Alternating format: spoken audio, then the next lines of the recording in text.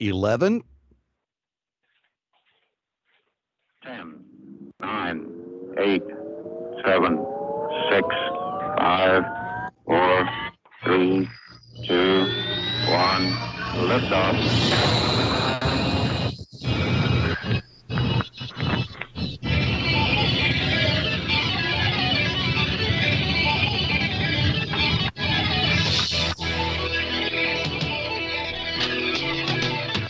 well, the rain never came, but by God, the humidity did. And I think baseball may be in the same wheelhouse. Never did. Want to say greetings, good evening. How the hell are you? 8:38 in the Central Time Zone, 6:38 on the West Coast this 28th day of May. Welcome to the Shooters Gallery Beyond Ringside Live. Sitting ready to have a little fun on this Thursday night. Still trying to figure out, can somebody please get the weather right 5 minutes in a row? That's all I'm going to ask. 5 minutes. 5. I am the Magic City Motor Mouth, Fast Eddie Lane, welcoming in tag team partner Shane Knowles. Thank you, Dunkin' Donuts. You were clutch today. Welcoming in tag team partner Ted Guinness. You know, I got to address an elephant in the room. I created this point system 2 weeks ago. I control the points. I haven't even won a damn show yet. What the hell's wrong with me? I'm taking 2 points away from myself just for that. And now we know who to put as the banker in Monopoly, said no one ever. Hey, I'm honest. I mean, have you ever seen a more honest face other than what you see on America's Most Wanted? You have a Well, the old adage, there's a lot in keeping score. I don't know what that adage is, but I'll agree with you. Welcoming in everybody listening in through the Beyond Ringside channel on the TuneIn Radio app, to BeyondRingside.com, ProWrestlingRadio.net, and the Pro Wrestle Review channel from Ted Guinness over on Twitch. I'm going to start with a little bit of an offbeat question for those of you who listened on Tuesday night or caught the replay here on the station. You know the question I'm going to ask just for fun. It's not sports related. Lo and behold, Kellogg announced that they were going to do a mashup, or Kellogg had a mashup cereal in the play. And that mashup is Frosted Flakes and Fruit Loops together. Excuse me 1 second. Sorry. I just can't get the Fruit Loop flavored Pop-Tarts out of my head. Fortunately, I finally got them out of my stomach. Here's the loaded question. What two cereals, doesn't matter the brand name, what two cereals would you mash up? Or do you feel would be good together, or have you put them together and they were good? Shane, I'll go to you first on this one. Well, you must have been in my wheelhouse, because this was a trivia question for this past week. Was Lucky Charms marshmallows found their way into what cereal late last year that was a big hit, and that was Frosted Flakes. So I had not heard that Fruit Loops was now going to be merging with Frosted Flakes. So that's an interesting dynamic. The Lucky Charms marshmallows worked well. I don't know about the fruit, but myself, something I think might be a nice little mix. Now, texture-wise, maybe not so, but the taste would be Corn Pops and honeycombs. Yeah, texture would be a nice little ball game on that one. Tedrick. I mean, goodbye to the roof of your mouth. Yeah, really. Yeah, no kidding. That'd be Captain Crunch and anything else, by the way. By the way, it's Kellogg's, not Kellogg. You lose a point, Eddie. Instantly, the first thing that comes to my mind, first off, I don't think anyone has ever been that stoned to put cornflakes and Fruit Loops in the same bowl. Yeah, it's sugar, but I mean, you'd have to smoke at least an ounce of the Kentucky Red Eye just to put that combination together. I would say, off the top of my head, Special K and Cocoa Pebbles, because you get the light crispiness of the Special K, you get that sharp, harder crunch of the Cocoa Pebbles, you get the chocolate milk, and it's just damn delicious. I've done that. The one that I will tell you guys. Go ahead. Oh, I'm sorry. I'll tell you guys one little secret. Anyone who knows me knows I'm a huge fan of the monster cereals put out by General Mills. I have done Count Chocula with Frankenberry, which is chocolate and strawberry, but with the marshmallows, you almost get a Neapolitan mix there. Either that or you almost get a sundae. Just need something banana.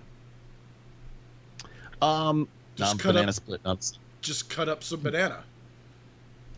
Yeah, that works too. I mean, gee, That's the banana man, Laffy Taffy. man, I think this needs some kind of banana type ingredient. What could I possibly use? Use a freaking banana. I know it. That's just I me. had the same problem with people trying to fruit the damn beer. I'm sorry, I've said this for a number of years. Don't fruit the beer. Yeah. I'm sorry. If your beer is not good enough to drink without fruit, now the offer does not stand for Corona, because Corona I can drink with or without a lime. Most of the time without. I mean, it's good either way. I mean, with all due respect, and if they ever wanted to sponsor the show, I'd probably screw the pooch on that one right now. Blue Moon without an orange is just not good. Blue Moon with an There orange you go. is passable. I'll agree. I agree with that. Now, I mean, it's kind of like fruiting the beer to me is like going back in time, and for those people who actually stood up for Zima. Hey now. Hey now. Sorry.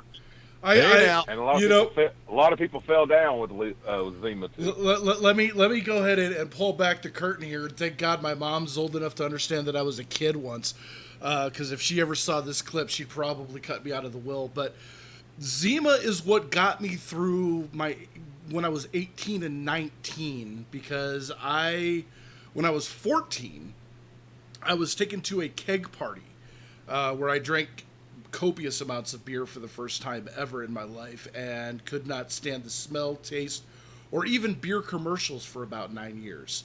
It took me a very long time to actually get back into beer. So I drank Zima because I could stomach it.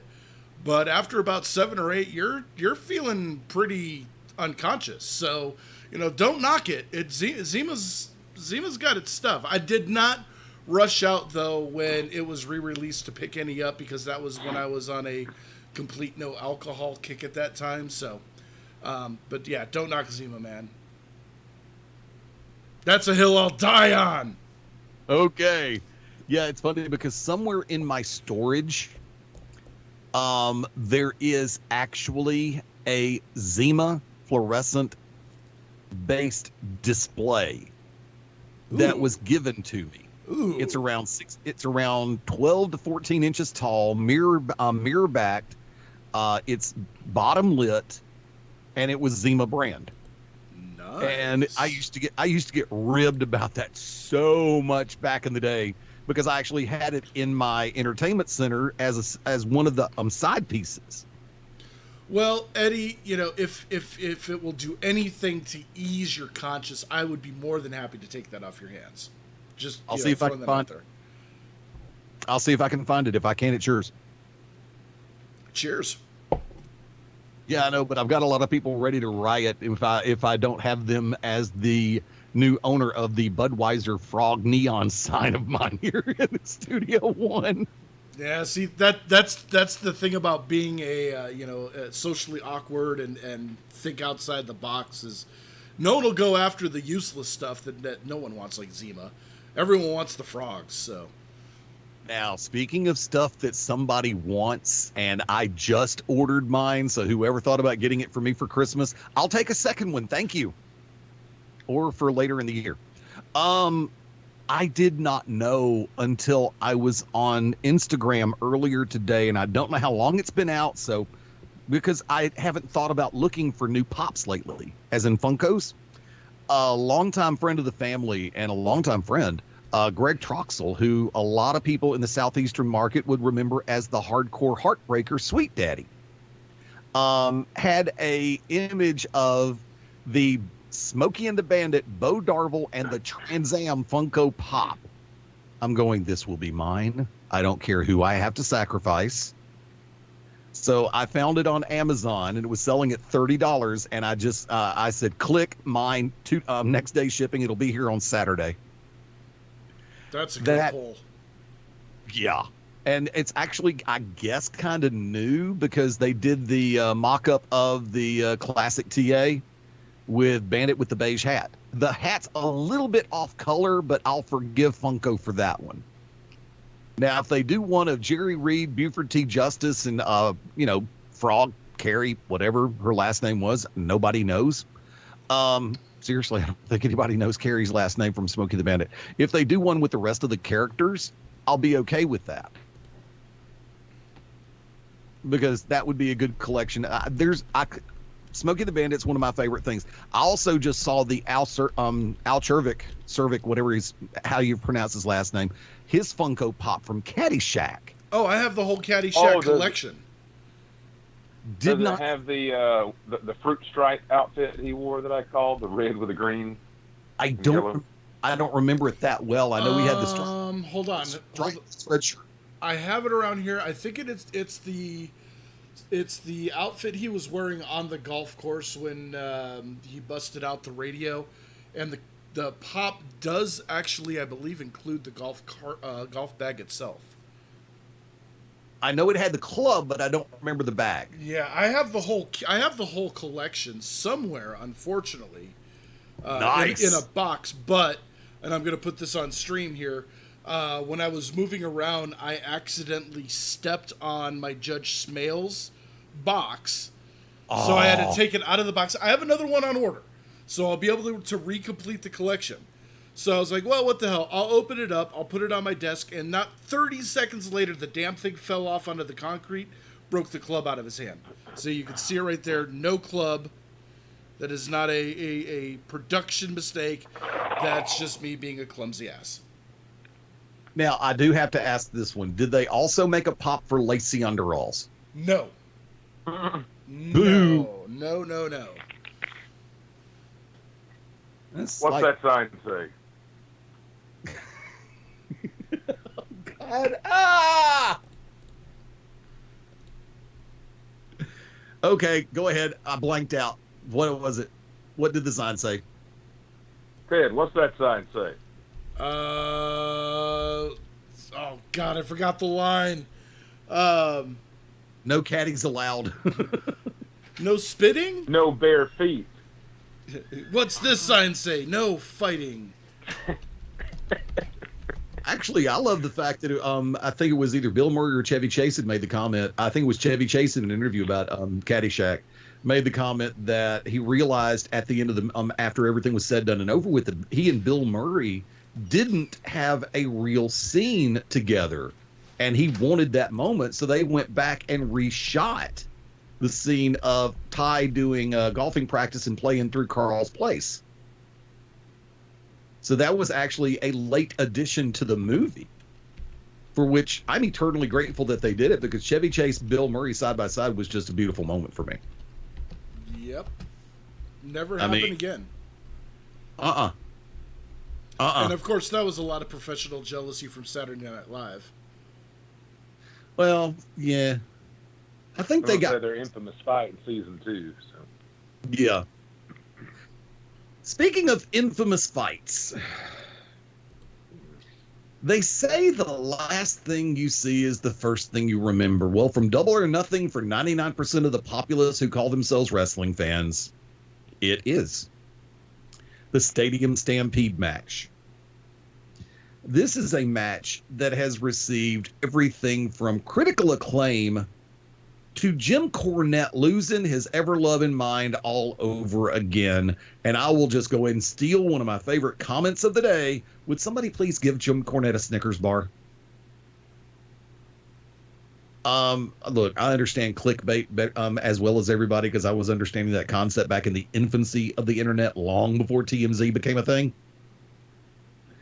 Lo and behold, though, I'm going to sit back and say this very clearly, and guys, we can go around on this one. And I meant to go ahead but we went and had too much fun on other earlier topics. We didn't do the opening rounds. But lo and behold, I'm just going to simply sit back and say this. The Stadium Stampede was a beautiful diversion, a fun way to end the pay-per-view.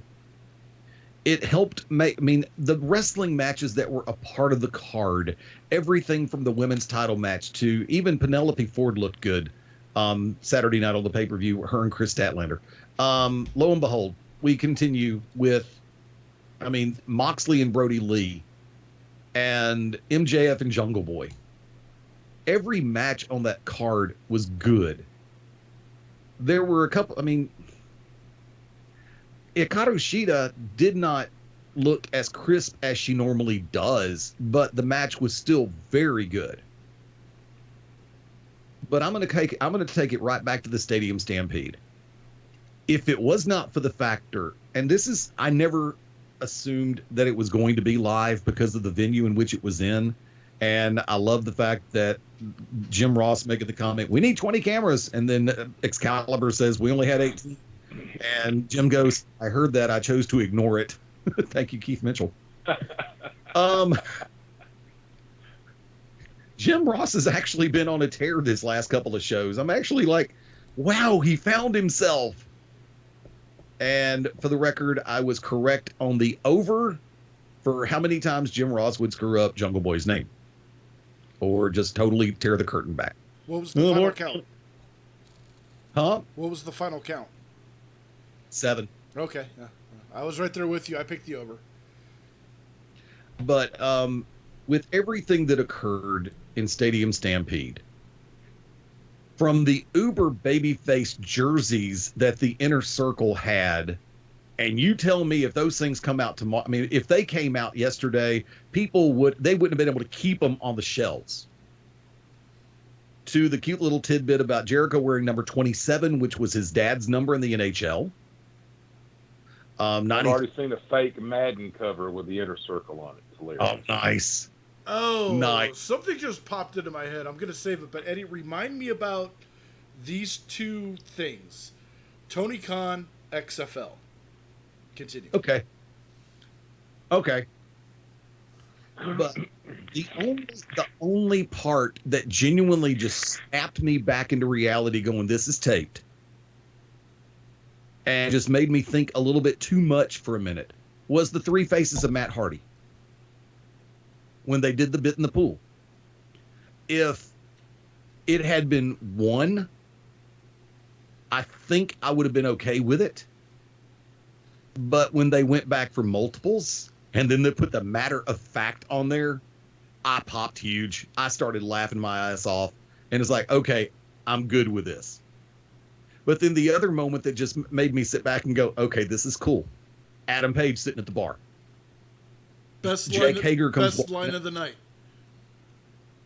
Did you come to drink or did you come to fight? Yep. Oh my God. Difference. That's the name of your next pay-per-view.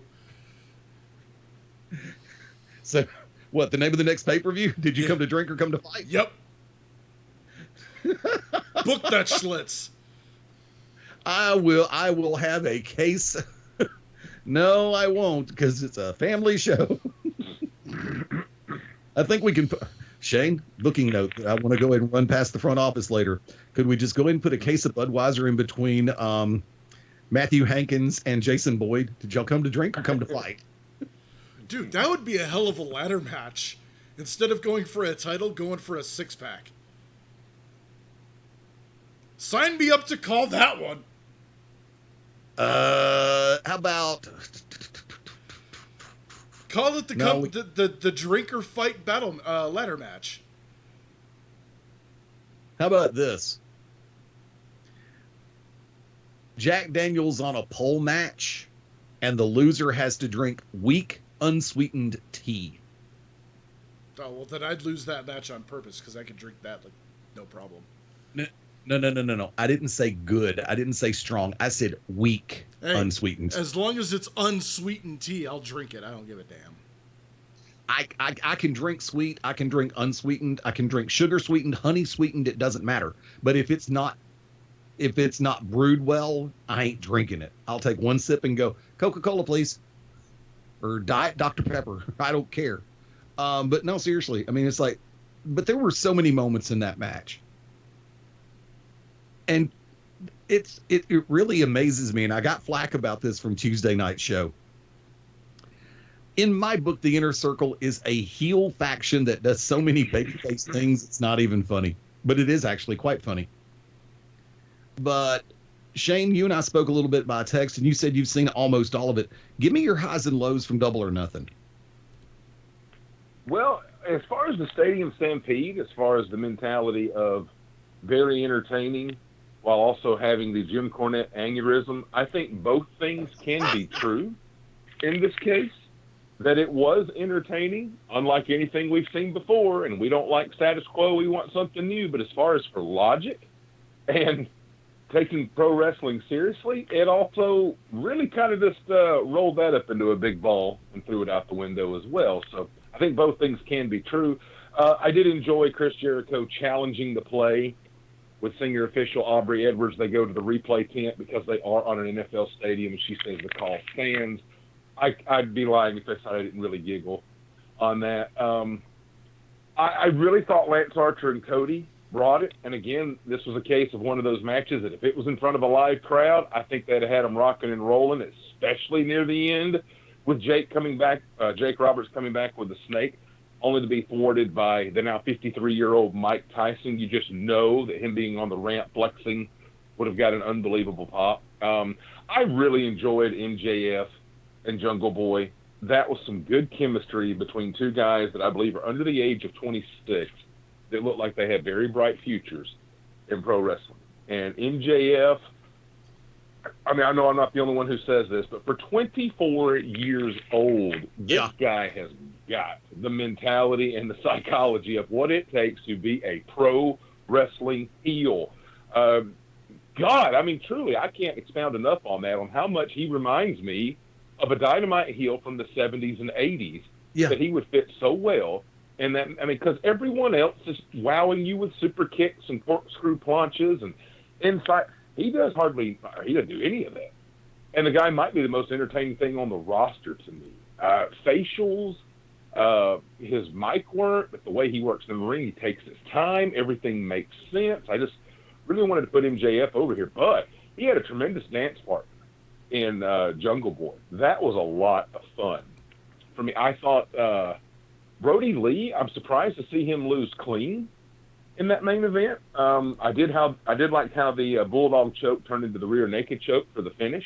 Right. There's just a part of me that I don't understand. I know Moxley had this, history on the Indies before he got to WWE, but he's the champion of AEW. And as far as how his matches are compared to Chris Jericho, I just feel like maybe every match shouldn't be tables, ladders, chairs, let's go nuts, crazy barbed wire on a plank deal. I mean, you are the world champion for a company. And the thing is, I know Moxley can work. I'd like to see him maybe do some more wrestling and maybe save it. Because, you just had the match a few months ago with Omega, the barbed wire unsanctioned deal. Now you're doing this with Brody Lee. I mean, it's that gimmick worked for Mick Foley, but even he didn't do that in all his world title matches. Of course, his reigns were never that long, but I digress. Double or Nothing, if I'm going out of 10, I give it about a 7.5. I thought it was solid. It feels weird saying Double or Nothing 2. Yeah. That this company has now been around a year. I mean, it was fun, and I want to say, I know we'll talk about this going forward, I had predicted Mike Tyson might do something with Chris Jericho at Double or Nothing. That didn't happen. Turns out I was about 3 or 4 days late coming off what we saw last night. Yeah, 4 days. 4 days, Sunday, Monday, Tuesday, Wednesday. Now, also, let me go ahead and throw this one before I toss it over your way, Ted. The bump that Kenny Omega and Sammy Guevara took reminded me of the bump that was taken by The Miz and Shane McMahon a couple of years ago, except for this one being done as the one-winged angel and just textbook picture perfect. I mean, that's one that's going to get replay in the highlight reels for the next 5 years plus. You're making a reference to MJF. I mean, I've been driving the bandwagon for this kid for a while, and I like his style. I like the way he does things. Jungle Boy. The only thing Jurassic Express. I like Marco Stunt. I'm just not on that bandwagon, and I think it's a crack in the armor. But Ted, coming over your way, how much of Double or Nothing have you seen? So I took a crash course today after you texted me. I found pretty comprehensive highlight package, so I'm going to go back and watch the rest of it. I did catch most of the Stadium Stampede last night before YouTube yanked it. Thanks, YouTube. Man, so for first impressions, this, and I guess I'll work backwards here. Is, you know, the main event, it had a lot of pieces that the WWE cinematic stuff that they did for WrestleMania, and even Money in the Bank didn't have. And I think the continuity flow for that match was a lot better as far as the pre-tape. It wasn't overly produced. It wasn't overly cinematic. It was it was almost like watching the American Gladiators, which I thought it had a really cool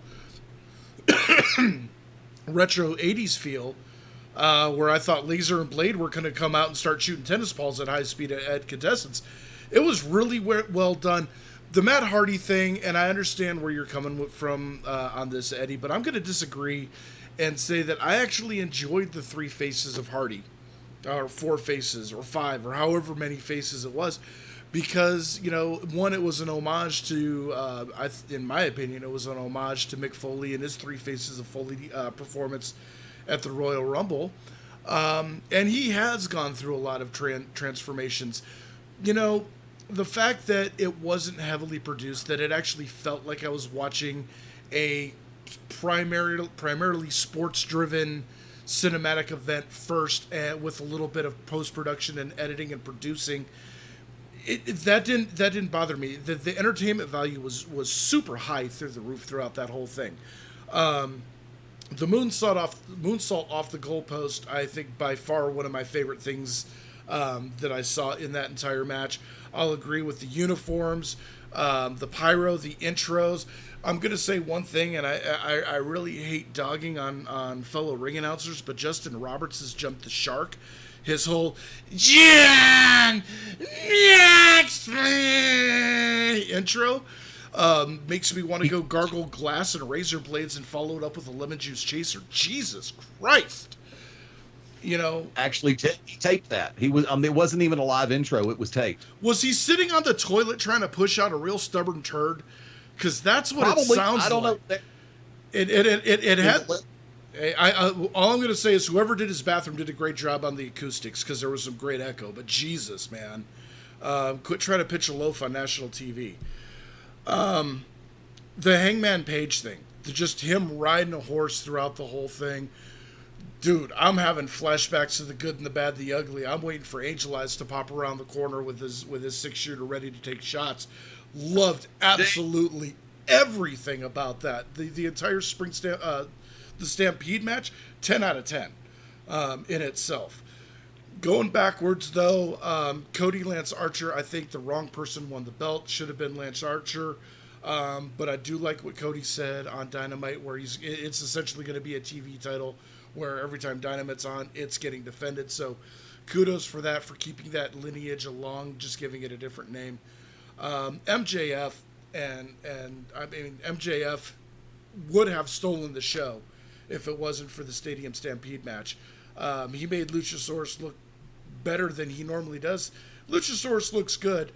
Yeah, he was a step off at a couple spots, but I didn't think there was anything that really was a detriment to the match. But I think the biggest thing, and not to brush aside Chris Statlander and Nyla Rose, I didn't see enough of that match to comment on it, so I'm not gonna be unfair about it. But I guess I'll take half credit from last week, because I said that whoever the mystery opponent for the ladder match was going to be was the one that was going to win it. I love it. I love the fact that it was Brian Cage. I remember working with Brian way back when he came out for a tryout at Deep South Wrestling, and he was not even a third of the size that he is now. He was a beanpole and a half.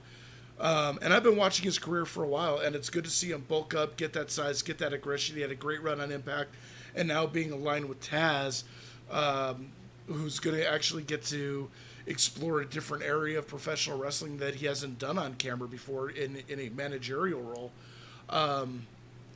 Man, great pairing, great finish.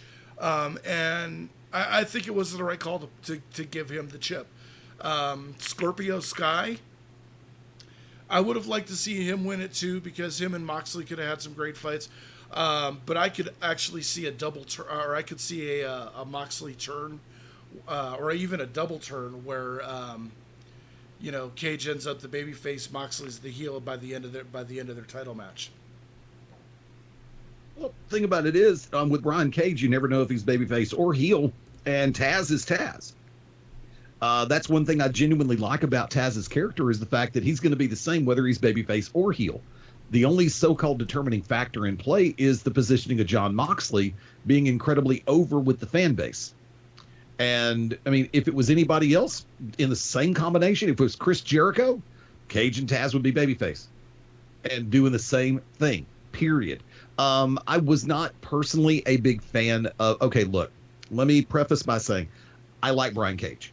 I'm a big fan of his body of work. I think he's come a long way. I think he's done remarkable things inside the squared circle. That having been said, I'm not a big fan of the surprise entrant automatically getting the push to a main event spot.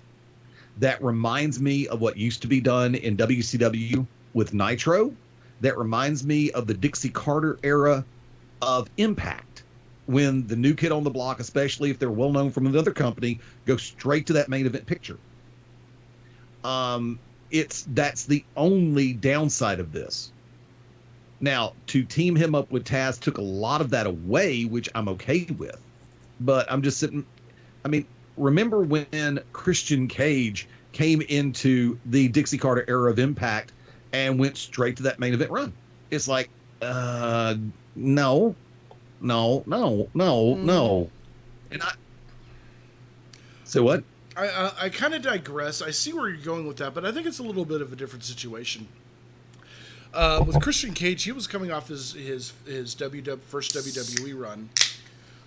And with TNA, their mindset at the time seemed to be, let's go ahead and sign these WWE guys and put them in prominent positions because they're better than anyone we have on our roster right now.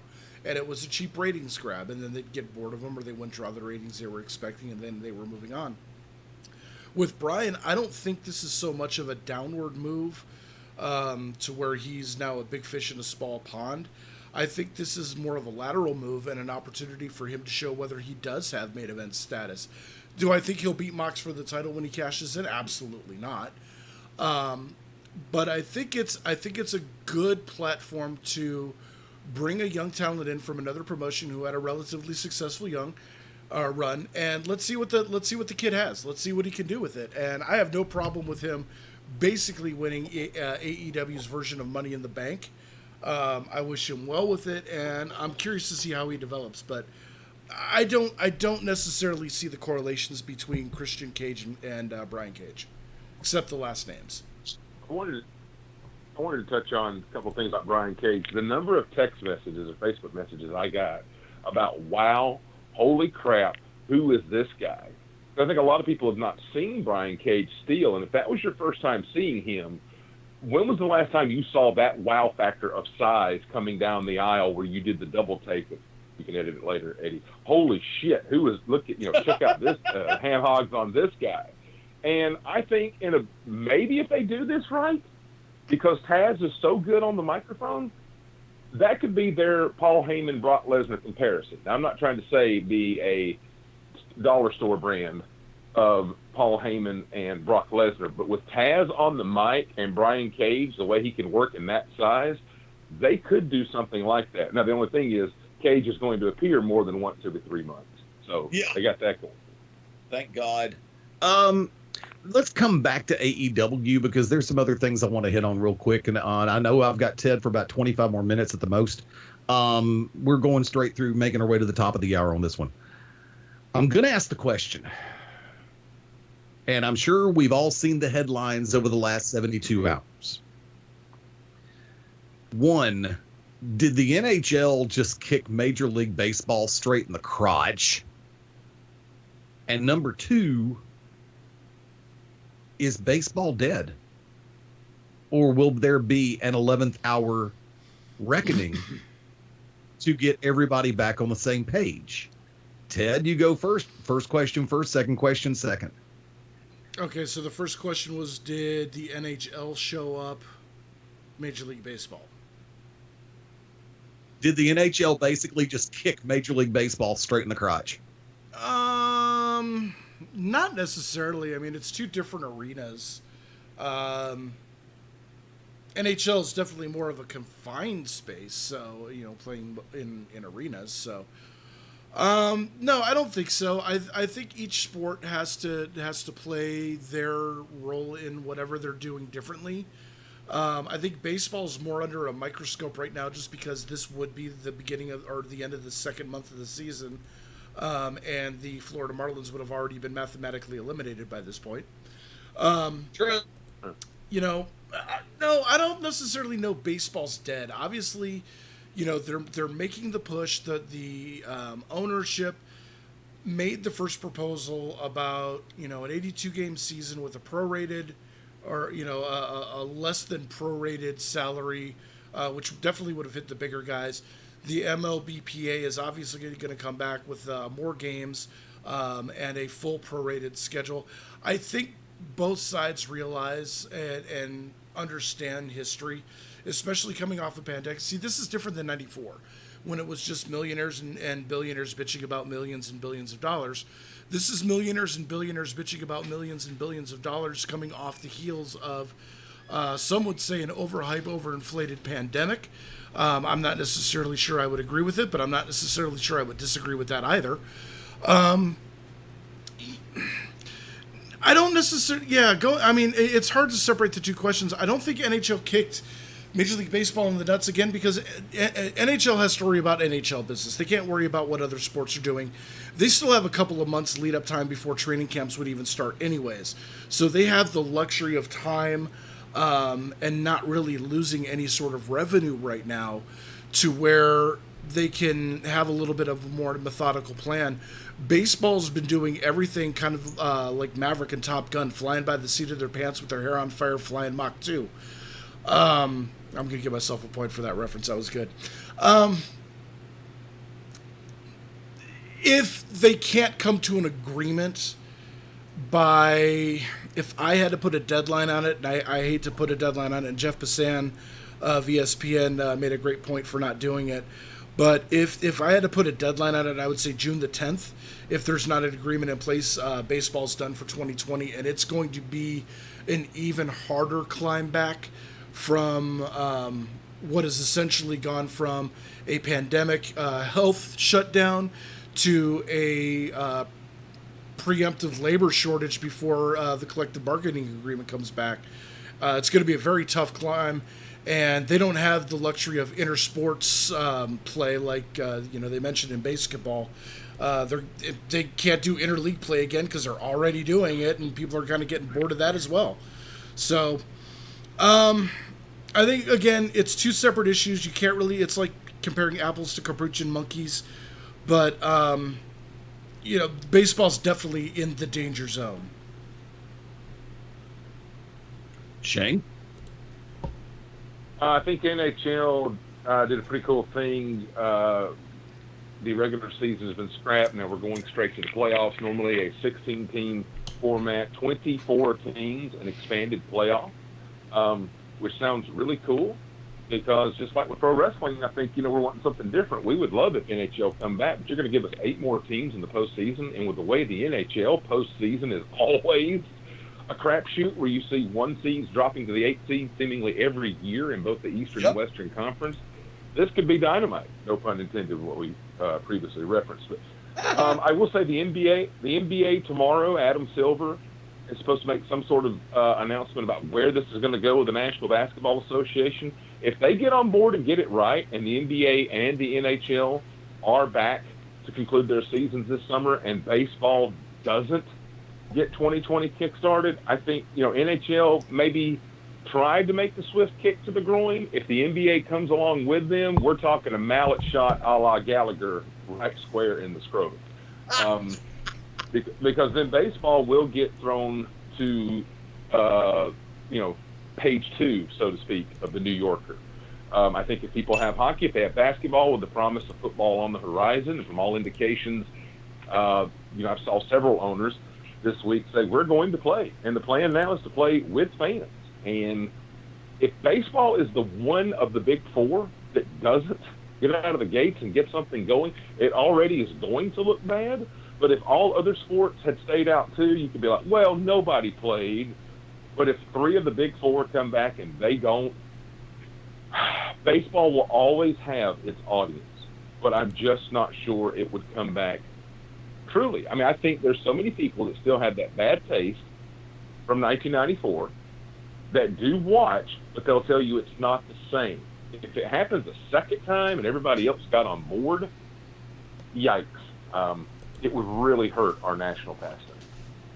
I was halfway joking when I asked the question about NHL kicking Major League Baseball in the crotch, but by the same token, I have to sit back and realize that there is, even in some comedy, there is partial truth, because the fact that Major League Baseball is still trying to find a way to get a season started. NHL is basically saying our regular season done, and then but we're going to expand the playoffs because there's still some question marks. Now, same thing with the National Basketball Association. In both the Western and the Eastern Conference, the dividing line from the 8 to number 9 is enough to where it would take multiple games for 9 to catch up to 8 and much less pass them. So, I mean, that's where it's like, okay, I'm good with 8. I'm good with them going with the top 8. You may have, of course, regional differences. Well, why don't you get a chance to get it's only 3.5 games. You're right. But how many times do you get a chance to play head to head to make up an even number of games right off the bat instead of a half game? You don't, not all the time. Can I throw this out there? Yeah. The proposed knockout round, so to speak, the March Madness dealio, I would like to see it, especially in the Western Conference, with Memphis, the Sacramento Kings, the New Orleans Pelicans, and the Portland Trailblazers. The Pelicans with a healthy and rested Zion Williamson, that would help ratings. But I really like Damian Lillard's point. They were in the Western Conference Finals last year against Golden State. They've had a multitude of injuries, but now with Nurkic and with Collins fully healthy, with Whiteside, McCollum, and Lillard himself, it's not inconceivable that if Portland were given the chance, they could qualify for that 8th seed and really start. I mean, a healthy Portland Trailblazers against the number 1 seed Los Angeles Lakers, that's money in my book. I agree they don't have to play the rest of the season, but if we were to do a knockout round where we did March Madness, where the current 7 plays the 10 and the 8 and the 9 play each other, it would almost be like Major League Baseball with the wild card. If you say we're coming back, we're going straight to the playoffs, but here's the knockout round. Could you imagine a doubleheader at 7 o'clock and 9:30 on a Friday, with 1 day of rest on Saturday, the winter consolation thing on Sunday, and then we start the Eastern Conference playoffs on Monday? I mean, boom, you are coming out of the gate. You've given people a chance to qualify for the postseason. You've given them that one game that matters, that deal like March Madness, wild card with baseball, and then you start the postseason rocking and rolling. Well, so here's the thing that I'm thinking about in particular with both the NHL and the NBA. I don't know the entire plan, so I'm going basically off of thought patterns and hyperbole. I don't want every round to be 7 games. Mm-hmm.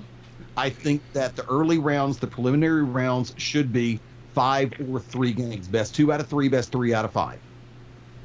And then as you get to the conference semifinal and conference final before the championship round, let those go to 7 games. Because I understand they're trying to make up ad revenue. Oh God, do I understand this? And I am never going to be blinded to that. So Yay, Capitals. You're looking at a 3-7-7-7 format, or like a maybe or 3 or 5 and then 3 7s. I kind of like the idea of 3-5-7-7. Yeah, I do too. That's what I was thinking when you were mentioning that. You know, really the only finals that need to be decided in a 7 game are going to be the conference finals and the semifinals. Everything else you can actually trim down. Games 6 and 7 in the second round, and games 4 through 7 in the first round, and it's not going to offend or upset anybody at all. I think it would make for a much more fluid playoff system. Okay, we're gonna switch topics real quick. We're technically 8 minutes before the top of the hour. I'm gonna say 12 just to be argumentative. I want to ask this question. I just want to ask this question so big. because over the last little while, WWE has been their promo department has been billing Edge versus Orton at Backlash as the greatest wrestling match ever. Is WWE actively finally getting a clue on how to troll everybody, Ted? This is an insult to guys like, oh, I don't know, Johnny Gargano and Tommaso Ciampa, who have had the greatest wrestling matches ever. Johnny Gargano and Adam Cole, who had one of the greatest wrestling matches ever. Randy Savage, Ricky Steamboat, one of the greatest wrestling matches ever. Ric Flair and pretty much anyone he was ever in the ring with through his NWA run, greatest match ever. I think it's a desperate, lame, pathetic attempt by WWE to try to draw eyeballs to a product that is sorely suffering. And that was something that I wanted to mention about the Stadium Stampede that I forgot to mention that we were talking about earlier. One of the biggest differences is that you had some crowd noise. There were some people out there making noise, AEW employees and whatnot, but that added to it. And if you're going to put on another dry toast, Elwood Blues special dry white toast with nothing on it, again, no. You're stretching, and if Edge and Randy Orton can't deliver, what if Edge blows out an ACL, or Randy Orton gets caught smoking pot before the show again? And they have to, or they have to do the Sting Jeff Hardy treatment 2 minutes into the match because someone's blitzed out of it. Stupid. You can't deliver the hype. You can't build the hype. Don't advertise greatest wrestling match ever, because you're going in with a guy who's only had one quote unquote wrestling match in 9 years. I don't count the Royal Rumble. Taking on a guy who basically only shows up to work when he wants to. So bad WWE. For shame. Shane? The greatest Super Bowls, the greatest NBA Finals, the greatest World Series, the greatest Stanley Cup Finals, the greatest Wimbledon, which I still think is better than Nadal 2008. You know when those became the greatest?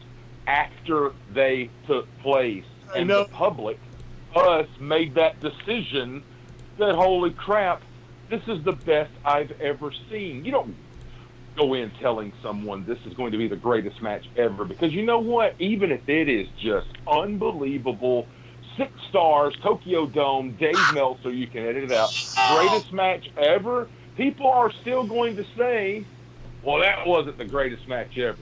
Why? Because they spent time telling you that it was going to be. If they had just let sleeping dogs lie and say that it's going to be a pure wrestling match, because I've enjoyed that dynamic of the promos between Orton and Edge about it was a fight, but can you still do what you did over a decade ago? And Edge talking about, Randy left me speechless. I don't know, but I'll try. And talk about insults. To have Ric Flair on Monday Night Raw with a graphic beside him the entire time he's talking about this is the greatest wrestling match of all time? Oh my God. I mean, I know Nate loves WWE. I know he loves being in the spotlight and he'll do anything for a paycheck, but that is a slap in the face for a man that has been in what many would consider some of the greatest matches of all time, the trilogy in '89 with Steamboat, as Ted said, take your pick from probably about another half dozen. But to have him on there promoting the greatest wrestling match of all time, I mean, we know Vince McMahon is P.T. Barnum. This isn't a hyperbole job Carnival Barker like you've never seen. And again, I just go back to that. It may have the wow factor. It may be the best match not only we'll see in 2020, it might be the best match in years. And it's still not going to live up to those lofty expectations because it can't. All it is got a little long-winded there. All it is, it's a marketing ploy. It's not actually going to be a wrestling match. It's going to be Edge and Randy Orton sitting at a table with those stupid WWE little thumb wrestlers because they're going to try to relaunch that toy line. This thing stinks of cinematics, and I bet Vince McMahon's already reached out to Alan Silvestri to write the score for this one. If it's cinematic, Guardians of the Galaxy, Back to the Future, that guy. Dude, I'm giving you 2 points just for the Alan Silvestri reference. Oh, thank you, Pop. Hey, well, let me ask both. I wanted to ask both of you. Okay. What do you think is the best Super Bowl you've seen in your lifetime? I can tell you the worst. Hi, Atlanta Falcons. Suck it, Tom Brady. And now you're in our conference. Oh, son of a bitch. Now you're in my division. I hate my life. I hate my NFL. The reason I would say that comes to mind 1999, the Los Angeles Rams, Tennessee Titans. All the way down to the final yard for Kevin Dyson trying to stretch and get that touchdown. I think that might have been the greatest Super Bowl I've ever seen. And you know what? They didn't tell me in advance that it was going to be. I was allowed to enjoy the moment, get caught up in it, what a rush, hello, LOD. And it left me with that feeling of, that might have been the greatest Super Bowl I've ever seen. I think if I had to give it the best Super Bowl I've ever seen would be the Eagles beating the Patriots. And maybe that's just out of personal pleasure. I enjoy watching Tom Brady suffer. I mean, who doesn't? But that one had, David and Goliath written all over it. And the Eagles that day, especially with Nick Foles at quarterback, stepped up and slayed Goliath. I think that's probably the best Super Bowl I've ever seen. Oh, and in 2008, that David Goliath, when the New York Giants knocked off the Patriots, kept them from going undefeated. Mercury Morris had to wait a little bit later to crack the champagne, but it happened in February. And the David Tyree catch, the Plaxico Burress touchdown, and I still remember the catch that almost was when Brady threw a 75-yarder on a dime to Wes Welker, who missed it. It had everything.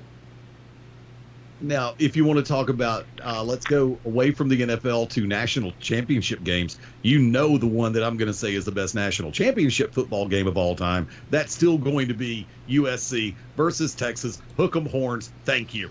Auburn, Alabama. That wasn't a national championship game. Where you ran back the field goal? That's the Iron Bowl. Oh, well, I mean, essentially, let's put it this way: it ended up being the national championship game. I will say, and I'm sorry, Eddie, as a Bama fan, but that Clemson-Bama 2, Deshaun Watson scoring with 1 second. I mean, that was two juggernauts, clearly the best teams in the country on offense and defense, duking it out, and it came down to the final play. It was all we could ask for, and especially what we had seen the year before. It reminds me of Fury and Wilder. The first fight was tremendous. We wanted to see the second, but that second Bama Clemson, wow. Yeah, I'll agree to that wholeheartedly. And Ted, I will give you now the Iron Bowl 1 second later is what I've always called it, where Alabama tried for the extraordinarily long field goal, didn't have the presence of mind to have their hands team in there, didn't have somebody on coverage in place because they figured that it would just bounce out of bounds. Guess what? Auburn had that covered. Auburn played smart, played smarter than Bama that day. That's why Auburn deserved to win that game 1 second later. And yes, I'm a huge Alabama fan saying that. Thanks for playing. I will not take anything away from the presence of mind from the Auburn coaching staff nor the team on that play. I think Alabama took the moment for granted. Alabama didn't lose that moment. Auburn won that moment. My God, you're as passionate about that as Raider fans are about the damn Tuck rule and Tom Brady in the AFC Championship game in 2001. No. But at least you're more upbeat about it. I'll give you that much. You're willing to give credit where it's due. I mean, I'm a huge Alabama fan. I respect our cross-state rival Auburn. Now, I'm more of a UAB Blazer fan than I am an Alabama fan. But for my entire life, I have been an Alabama football fan. As a kid, it used to be Alabama versus Auburn, and there would almost be street fights involved back in the high school era. But kind of like Lakers Celtics. Shane, you and I just end up on opposite sides of this coin every damn time. We do. We get along. Cubs and Braves as well. I don't know how we're still friends. I don't know. Where's the wings? Where's the wings? Not in the NHL playoffs. I will make you a wing bet right now, impromptu. Say what now? I will make you a wing bet impromptu right here on the spot. Okay. That Phillip Rivers, now with the Indianapolis Colts, will not only win the AFC South, they will win a game in the playoffs as well. Both those things have to be true in order for me to win the bet. So you're getting the division and must win a game in the playoffs. I will get. Let's make that after week 1 of the regular season, and then it's like, do I feel like taking the Wings on this one, or do I feel like saying, nah, we won't make that bet?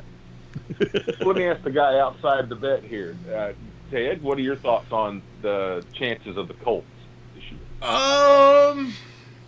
Well, the Texans have downgraded. Cleveland's Well, Cleveland's not even in that division, but Cleveland still sucks. Tennessee and Jacksonville. Tennessee scares me a little bit on that one. Jacksonville, maybe. I'd say winning the South is probably, I'd put that at about 60%. Making the playoffs, I'd put it about 85%, and winning a playoff game, I'd put it at a paltry 12. I will revisit that, by the way, if somebody finds out the Colts have to go on the road to the Chiefs in round 1. Doesn't get a bye. Oh, by the way, a couple of quick notes before we go to the top of the hour break. Number 1, last night, Dynamite. Last thing you see, first thing you remember, especially when you recognize faces. Without cheating, but if you already know, I'll give you this one. Name me 2 of the faces in Mike Tyson's posse from last night, Shane. Oh, goodness. Victor. I'll give it Bellator. I'll give it Vitor, yes. Thank you. Vitor Belfort, yes. Anybody else you recognize? Yes, but names escape me. Tedrick, did you catch it? No, I got nothing. 3 of the faces that I immediately recognized from Mike Tyson's crew from last night: Vitor Belfort, Rashad Evans, if my notes are correct and my memory serves, and one of my favorite people who just retired as the UFC bantamweight champion, Henry Cejudo. If Cejudo were to go to AEW or train to get into pro wrestling, I would do a backflip, because an Olympic gold medalist making his foray into a professional wrestling environment again. Hello, how you doing? Good to see you. For the record, my answer on the WWE, are they trolling? Yeah, they're trolling everybody on this one. They're just sitting back going, we'll just call it the greatest wrestling match ever, because they're saying it's going to be a good old-fashioned wrestling match. Guess what? All these people who are just waiting for a good wrestling match from our company again. And by the way, for the record, Zayn Nakamura, NXT, one of the greatest matches of all time. If you don't remember that one, go back and watch it. Yep. But yes, I think Hunter and Vince and everybody in the marketing department is just simply trolling the hell with their tongue in their cheek, as well as their head up their ass, with calling it the greatest wrestling match. I just think it's absolutely hilarious. I loved every second of it, about as much as I like this as a troll, about as much as Jim Cornette hated the Stadium Stampede. If that makes sense to everybody. Ted, there was something you wanted to bring up, and I forgot your pivot points. Yeah, so no, it's something that maybe we'll get into more in depth next week. But Vince McMahon in a court filing said that he was not going to try to buy back the XFL, but there are other interested parties that are interested in possibly purchasing and relaunching the XFL.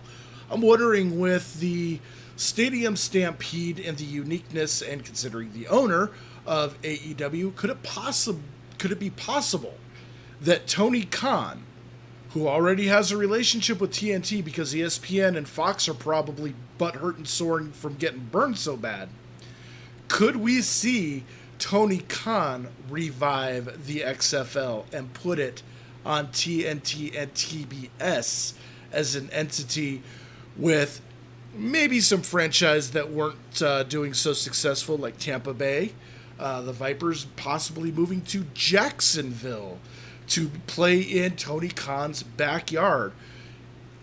What do you think? XFL under Tony Khan, yay or nay? Possible or no? Shane?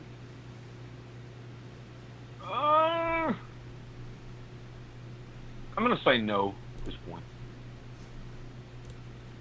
I'm going to say Vince would rather go ahead and just let the ghost of Yokozuna sit on him, as opposed to sell the XFL to Tony Khan. He doesn't have any choice. It's bankruptcy court. So at this point, it's a public entity. Anybody who wants to buy the debt out of public court has the right to do it. So it's how much debt are we talking about? I'd have to look. I think the number was somewhere between 1 and 200 million. But I'd have to look at it. But I mean, hey, Tony's got a brand new successful wrestling promotion that a lot of people didn't think was going to last for a year, and now has put on their signature show for the second year in a row, and was one of the best. Was the best pandemic pay-per-view going, but probably the best pay-per-view in the last 18 months. Royal Rumble this year may fight that, but I'm not too sure. I don't see it outside the realm of possibility. I mean, the question I have, I guess, would it be considered a conflict of interest, or would it be a gateway for the XFL to become the NFL development league that everybody is that a lot of fans are clamoring for, that there needs to be a developmental league? Automatically, Tony Khan with the Jacksonville Jaguars and the Khan family, they have that in. There are multiple aspects to this that I think need to be considered and really sat down and hashed out and discussed. I would like to see the possible concept of the Khan family, Jerry Jones, the Kraft family, possibly even Blanks. No, not the Blanks. Because they've already screwed up one football team. Atlanta will just build another stadium that they don't need. Yeah. But I was trying to think of a fourth family or a fourth consortium in the National Football League that would actually be a good team up to actually buy this thing out and make that developmental. Because, Jerry would be all over it, especially if he could put his face on television. I'd hire, first, if I were to do that, the first thing I would do is rehire Oliver Luck, with all apologies. But I mean, if there's anybody that understands football finances, I would reach out to Eddie DeBartolo as an executive consultant. Because let's face it, I said I would reach out to Eddie DeBartolo to be an executive consultant, because who understood football finances better in the late 80s and early 90s than Eddie DeBartolo? That's true. Ted, going run shameless plugs real quick. All right, quick shameless plug. I have the second book of my trilogy getting close to halfway done. It should be released by the end of July. For those of you watching on the screen, right there is the cover of my first book, Fireminder. It is on Amazon. It is only $6. If you go to Amazon and search Fireminder, all one word, and pick up a copy, I think you'll be surprised. Eddie, I know I sent you one. Shane, I think I sent you one too. Did you guys get a chance to read any of it yet? I made it through the first couple of chapters. I have not had a chance to finish it because I've been on the road so much, and I can't read and drive. That's understandable. And I haven't done the audiobook yet. I'm waiting for the trilogy to be done. Oh, I'd love to hear the audio. I might do that on my Twitch channel, which you can actually go to. It's twitch.tv/Zyrdreaz. It's XYRDREAZ. Next week I'll put a graphic up. But I've actually been thinking about writing my book live on Twitch stream, taking user suggestions, maybe weaving them into the story.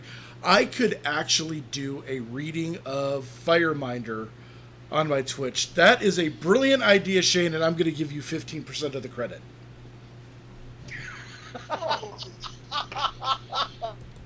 Which is more than what Pepper Potts got for the entire Avengers movie. And by the way, for those that are interested, the final scores are: I win the show with 44. Shane had 43. He lost a point with the bad reference, and Eddie came in a distant third at 28. Of course. I'm stealing one from Cosper. # blank blame. Take a point away. Yeah, What was my bad reference? I forgot what it was, but it was in a counter argument to one of Eddie's statements. I figured you might have taken a point away for saying the name of Dipstick. Yes, that's what it was. It was you had a DM movement on the show. Yes, you. Note to self: from now on, go with Wade Kelly. There you go. Okay. I can live with that one. We do not need a DM bowel movement on this show. And I got to go ahead and go to break before, Dipstick Dave actually calls in and starts whining again. So, folks, tell you what, Ted Guinness, thank you. Pleasure as always. Folks, hang with us. Hour one of the books. Shane and I will be back in a second on the Shooters Gallery on the Beyond Ringside, SHOOTERS Shooters Gallery there. I'll get it right one of these days. We'll be back.